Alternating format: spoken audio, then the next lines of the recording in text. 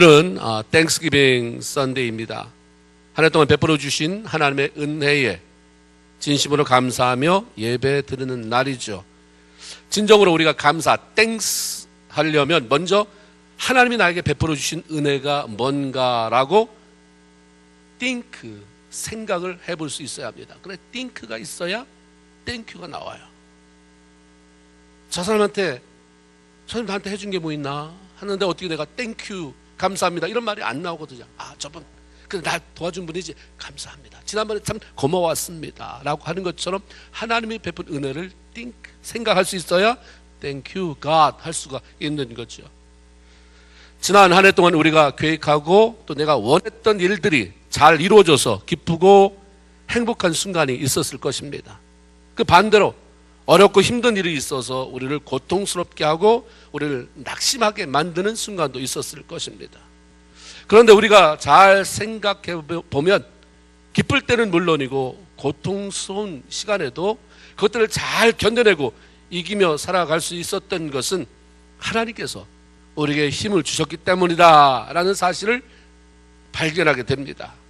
어려운 순간에도 아버지 하나님 도와주세요 하고 기도할 때 하나님께서 보이지 아니하는 손으로 우리를 도우시고 우리를 이끌어 주셨기 때문에 힘을 얻고 다시 일어서서 이 자리까지 오게 된 줄로 믿습니다.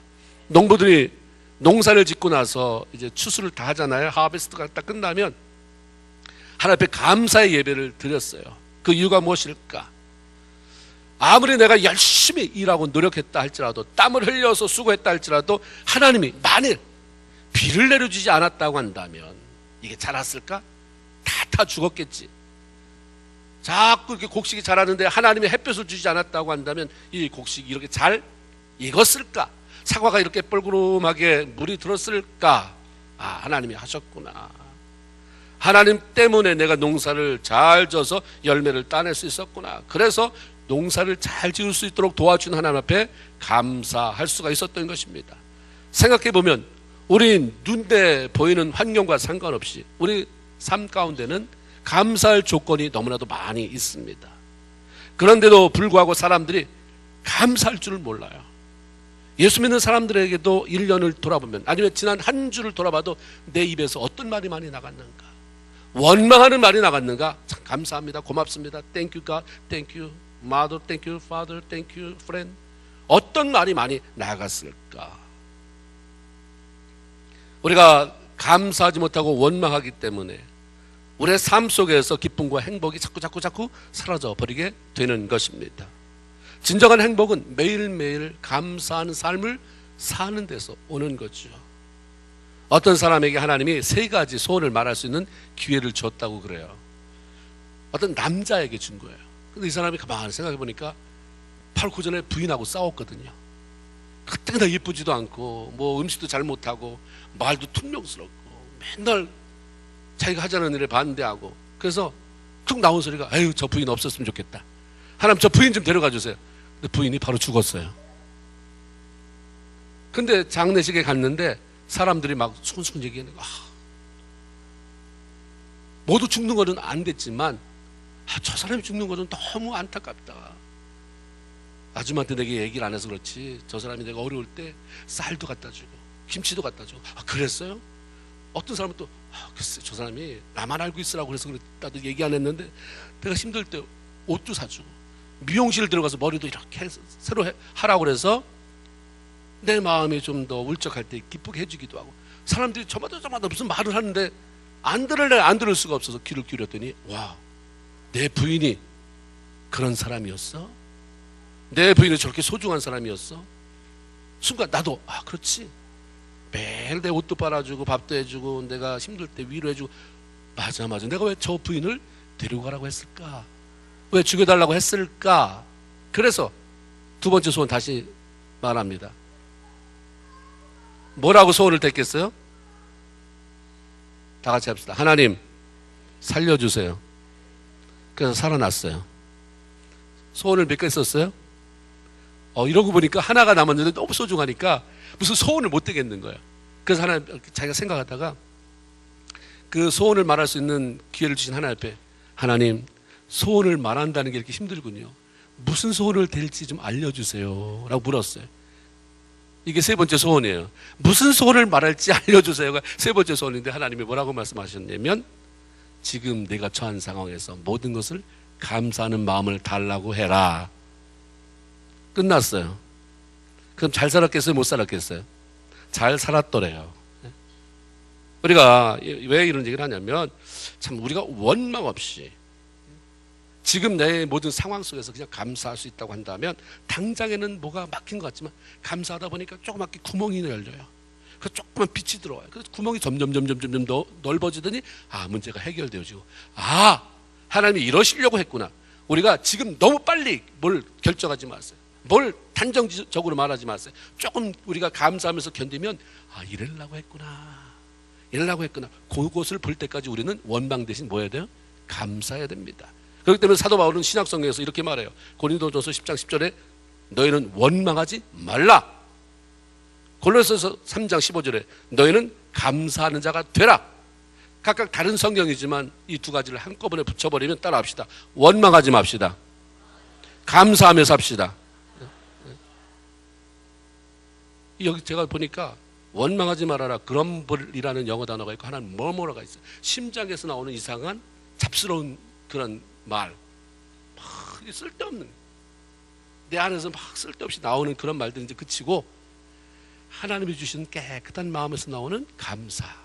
원망하지 맙시다. 감사하며 삽시다. 이게 우리가 성공적인 행복한 삶을 사는 비결이다 이것입니다. 오늘 우리가 읽은 성경 말씀도 바로 감사에 대한 이야기입니다. 예수님께서 어떤 마을에 들어가셨을 때 나병, 문둥병이 걸린 10명의 사람들이 예수님을 찾아와서 고쳐달라고 그렇게 큰 소리를 질렀어요. 당시 문둥병이라고 하는 것은 고칠 방법이 없어요. 어떤 약도 어떤 훌륭한 의사도 못 고치는 그 사람들은 결론을 내렸어요. 하나님이 주신 저주다. 이건 컬스다. 그렇기 때문에 이거는 평생 이렇게 사는 것이다. 뿐만 아니라 일단 이 병에 걸리면 죽을 때까지 사랑하는 엄마 떠나야 돼. 아빠 떠나야 돼. 형제들 마을에서 쫓겨나야 돼. 그 자기들끼리 이런 병을 가진 사람들끼리만 한 곳에 모여서 살아야 됐습니다. 그리고 어쩌다가 정상적인 사람을 마주치게 되면 멀찍이 떨어져야 돼. 뒤로 물러가서 고개 숙여야 됩니다. 그리고 입도 보이면 안 돼. 입을 가리고 나는 부정한 사람입니다. 나는 부정한 사람입니다. 이렇게 외치도록 돼 있어요. 그래서 여기 10명의 문둥병 환자들이 예수님에 대한 이야기를 들었습니다. 그분은 말이야 못 고치는 병이 없대. 너희들 같은 그 문둥병도 고친 적이 있다든가 뭐라든가 하여튼 대단하시대. 이 소문을 들은 거예요. 다른 때 같으면 사람들 모인 곳에 가고 싶지 않잖아요. 가서도 멀찍이 서야 되고 난 문둥병 환자라고 또 밝혀야 되고 너무 자기가 비참하고 초라해서 못 갔는데 그때는 그 예수님 저분을 한번 만나보고 싶은 거예요. 저분 만나면 병이 고쳐진다고 하니까 그 소망이 생겼습니다. 그래서 예수님을 찾아갔습니다. 가까이도 못 가요. 문둥병자니까 멀찍이 서서 성경에 보니까 그렇게 돼 있어요. 멀찍이 서서 예수님과 거리가 있어요. 그러니까 들려야 되니까 소리를 크게 지를 수밖에 없죠. 예수님 우리 좀 고쳐주세요. 근데 예수님 들으셨어요. 그 하신 말씀이 뭐냐면 가서 제사장들에게 너희 몸을 보여라. 이것은 다시 말하면 내 몸을 지금 내가 고쳤으니 제사장이라고 하는 권위자에게 가서 네가 낫다는 확인을 받아라. 진찰을 받고 넌 병이 싹 낫다는 그런 확인을 받아라라고 하는 말씀입니다. 그런데 그들이 그 예수님의 말씀과 더불어 손을 만져봤는데 여전히 문둥병이에요. 얼굴 만져봤는데 여전히 여러분이 문둥병들이 사는 마을에 가봤는지 모르겠지만 저는 한 번 가고는 다시 가고 싶지 않았어요. 일단 뭐를 딱 봤는데 코가 없어요. 코가 이렇게 구멍이 이렇게 뚫렸어요. 눈썹이 없어요. 귀가 떨어져 나갔어요. 어떤 사람은 제가 전도사 때 갔는데 전사님 오셨다고 너무 반갑다고 악수한다고 손을 내밀었는데 손가락이 2개. 그 당시는 그 문둥병 환자들이 사는 곳이 너무 지저분하고 그리고 그 사람들이 많이 키우는 게 닭이에요. 그 계란 팔아서 그 돼지 키우는데 너무 지저분 냄새 가지고 그 주변에 쥐가 그렇게 큰 쥐가 왔다 갔다 하는 근데 보기만 해도 무섭더라고요. 만져보잖아요. 근데 그대로 있는 거예요. 그렇지만 자기들은 예수님이 가라는 대로 그냥 제장을 향해 만나러 갑니다. 처음부터 그들은 예수님을 만나면 고침받는다는 믿음이 있었기 때문에, 그리고 예수님이 뭐라고 말씀하시든 따르기만 하면, 순종하면 된다는 생각이 있었기 때문에 만져봤는데 그대로예요. 그러니까 일단 가라고 그랬으니까. 근데 가다가 뭐야 이게, 손가락 5개 다 있네, 진물 안 흘러네, 코 있네. 하나님이 고쳐주신 것을 발견했어요. 우리가 어떤 때는 즉석으로 이 자리에서 병이 낫기도 하지만 믿음으로, 하나님 저 말씀은 내 말씀이다, 저 고친다는 말씀은 내 말씀이다라고 가면, 가다가 중간에서라도 고치는 역사가 있을 줄로 믿습니다. 믿고 가는 거예요. 믿으면 돼요. 믿으면 하겠네, 믿으면 되겠네. 그렇죠? 그들이 얼마 동안 문둥병을 알아왔는지 모르지만 너무 감격스러운 거예요. 이게 도대체 얼마 만이냐, 얼마 만에 내가 이게 3살 이 깨끗한 얼굴, 얼마 만에 이런 피부를 내가 만져 보았는가, 감격스러웠어요. 더 이상 이제는 가장 와닿던 것은 고침을 받았다는 것도 수정하지만, 이제 내가 우리 아빠한테, 우리 집에 가서 우리 엄마도 만나고 우리 아빠도 만나고 우리 언니도 만나고 우리 오빠도 만나고 동생들도 만나게 됐다. 더 이상 헤어지지 않아도 된다.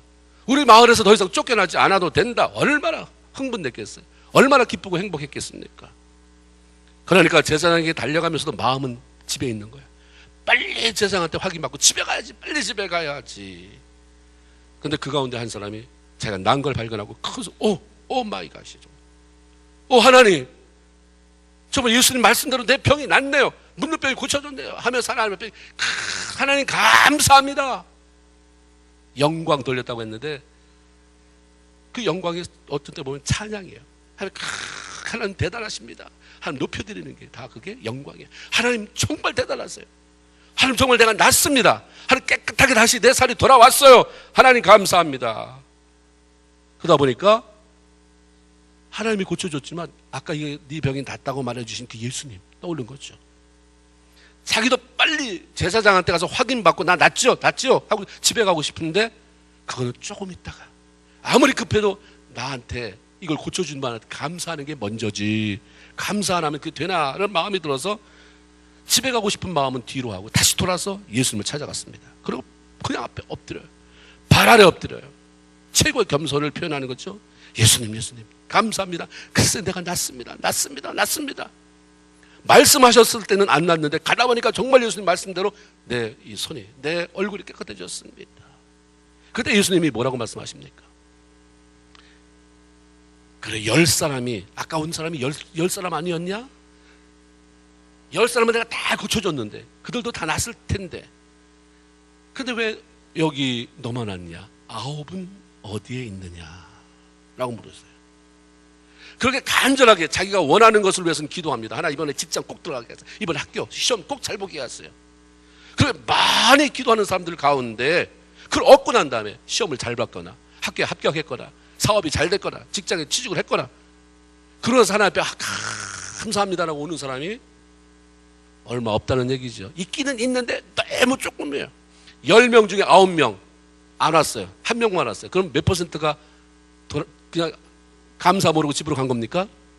90%예요. 90%가. 물론 10명이라고 하나님이 그냥 임의로 예수님께서 한 것이지만, 난 의미 없는 말씀을 하지 않았다고 생각해요. 맞다. 다 자기가 원하는 거에 대해서는 믿음을 보여요. 해주실 줄로 믿습니다. 근데 그 가운데 그렇게 믿음을 보이는데 90%는 감사를 못하는 거예요. 감사를. 나는 몇 %에 속하는가? 나는 달라기만 하는 사람인가? 아쉬울 때마다 고쳐달라, 치유해달라, 뭐 집어넣어달라, 뭐 해달라. 근데 정말 그 다음에 감사가 이어지고 있는 사람인가? 감사하는 삶은 훈련이에요. 그리고 반복되는 연습을 통해서 습득되는 습관입니다. 보세요. 원망하는 사람은 그게 원망이 습관이 돼버려서 그냥 원망을 해요. 옛날에 우리나라가 가난했을 때 엄마, 아버지, 할머니, 할아버지들 일상적인 언어가 뭡니까? 욕이에요. 욕. 그냥 욕이에요. 욕. 그분들은 못 느끼는 게 욕이에요. 들으면서 살아온 거예요. 맨날 욕. 근데 욕은 많이 들었어요. 사람들이 교육도 받고 또 신앙생활을 하면서 막 욕은 없는데, 안 고쳐지는 게 뭐냐면 원망이에요. 컴플레인이에요. 그런 욕, 원망, 이것은 습관입니다. 안 하기 시작하면 안 해요. 근데 그것은 조금 내가 피나는 훈련과 반복적인 연습이 필요하지. 그 아홉은 어디 있느냐 했을 때, 그 아홉은 어디 있느냐, 잘 갔다 그놈들, 아주 나 여기 올까봐 겁났다, 이런 말씀입니까? 예수님의 마음이 쓸쓸한 거죠. 예수님이 고쳐주셨는데 그것에 감사할 줄은 모르는 사람 때문에 예수님이 기분이 별로 안 좋구나, 예수님 마음이 좀 상하셨구나 하는 생각을 우리가 갖게 돼요. 그냥 말 들으면, 야, 아홉은 어디 갔냐, 내가 10명 고쳐줬는데 아홉은 어디 갔냐, 어떻게 느껴지십니까? 예수님이 기뻐 뛰면서 이런 말씀 했겠어요? 마음이 슬픈 거죠. 슬퍼요. 예수님께서 감사하지 못한 사람들에 대해서 얘기한 것은 감사할 줄 모르는 사람들 때문에 화가 나서, 아니 세상에 어디 그런 놈들이 다 있어, 그래서 그렇게 한 게 아니라 감사하러 왔다면 더 줄 것이 있었는데, 이 말이에요. 네가 그게 네 인생의 다냐? 내가 볼 때는 그거 다 아니다. 그 다음에 감사하러 왔다면 더 있었는데 라고 하는 거예요. 그래서 예수님이 발 아래 엎드리는 사람을 일으켜 세우면서 이제 가라, 일어나 가라, 내 믿음이 너를 구원했다. 여기서 구원했다고 하는 말씀은 이미 병이 난 것을 다시 확인시켜준, 고침 받았지, 구원됐다, 이 말이 아니라 그것보다 더한, 네가 문둥병에서 고쳤어도 너 죽지 않느냐, 이 다음에 또 때가 되면 죽는데 넌 이제 구원받았다, 천국 백성이 됐다라고 하는 하나님의 자녀로서의 그 도장을 찍어준 것입니다. 감사하는 자리로 나가면 더 받을 것이 많이 있는데 사람들이 그냥 멈춰버려요. 거기서 지금 여러분이 뭐가 해결된 것, 그게 다 인생의 끝이 아니잖아요. 앞으로 해결받아야 될 것도 많고 더 하나 앞에 얻어야 될 게 많은데, 그 연결점이 뭐냐면, 그리로 건너가게 하는 그 브릿지가, 다리가 뭐냐면 그건 감사입니다. 감사 얼마나 하셨어요 오랫동안? 너무 인색해요 예수 믿는 사람이. 말도 인색하고 하나님 앞에 봉사하는 것도 인색하고 물질도 인색하고, 우리 인생에 너무 인색한 게 많은데도 불구하고 여전히 달라고 하는 것은 많이 있습니다. 하나님 우리가 뭘 드린다고 해서, 시간을 드린다, 물질을 드린다, 뭘 한다고 해서 그게 하나님 앞에 도움 될 게 하나도 없는 거예요. 하나님은 우리를 축복하시려고 마음을 보시는 거죠. 성경을 많이 알고 하나님 이야기를 많이 한다고 해도 감사할 줄 모르는 사람은 절대로 신앙이 좋다고 느끼거나 그렇다고 말하지 않습니다. 감사가 그 사람의 신앙 수준을 나타내요. 그래서 우리가 기도의 응답을 많이 받았다, 어떤 큰 은사가 있다, 믿음 좋다, 그렇게 안 하잖아요. 감사하는 사람이 참 믿음이 좋구나. 감사가 신앙의 레벨을 결정하는 것입니다. 예수 믿고 구원받아서 하나님의 은혜를 경험하고 누리고 사는 사람은 어떤 삶을 살아야 되는가? 그 첫째가 하나님을 기쁘시게 하는 삶을 살아야 된다. 에베소 5장 10절에 보면 주께 기쁘시게 할 것이 무엇인지 시험하여 보라. 근데 영어 성경에는 find out입니다. 하나님을, 신앙인으로 하나님을 어떻게 하면 기쁘시게 할까를 자꾸 찾아보라는 거예요. 찾아보라는 거예요. 어디서 찾을 것이냐? 1차적으로 성경에서 좀 찾아봐라. 하나님이 이런 경우에 뭐라고 하는지 성경에서 찾아봐라. find out. 성경이 뭐라고 말씀하시는가? 근데 시편 69편입니다. 30절 31절에 내가 노래로 하나님의 이름을 찬송하며 감사함으로 하나님은 광대하시다 하리니, 이것이 찬양하는 것, 감사하는 것이 소 곧 뿔과 굽이 있는 황소를 드림보다 여호와를 더욱더 기쁘시게 하는 것이다. 아멘입니까? 여러분, 황소를 잡아다가 집을 팔아서 여기다 바친다. 야, 나는 집을 파는 사람에게 드렸어, 나는 황소를 잡아서 가난한 사람에게 주었어. 이거보다 하나님이 더 하나님을 기쁘시게 하는 게 뭐라고 알려주시냐면, 나를 찬양하는 것과 감사하는 것이다. 감사는 하나님이 더 하나님의 마음을 움직일 수 있는 건 감사예요. 많은 걸 쏟아부었다고 해서 가서 자랑하고 원망불평하고, 나 이렇게 하나님 앞에 황소 바친 사람이야, 집 한 채 바친 사람이야. 이거 하나님의 마음 못 열어요. 하나님의 마음을 열 수 있는 것은 감사. 하나님 감사합니다.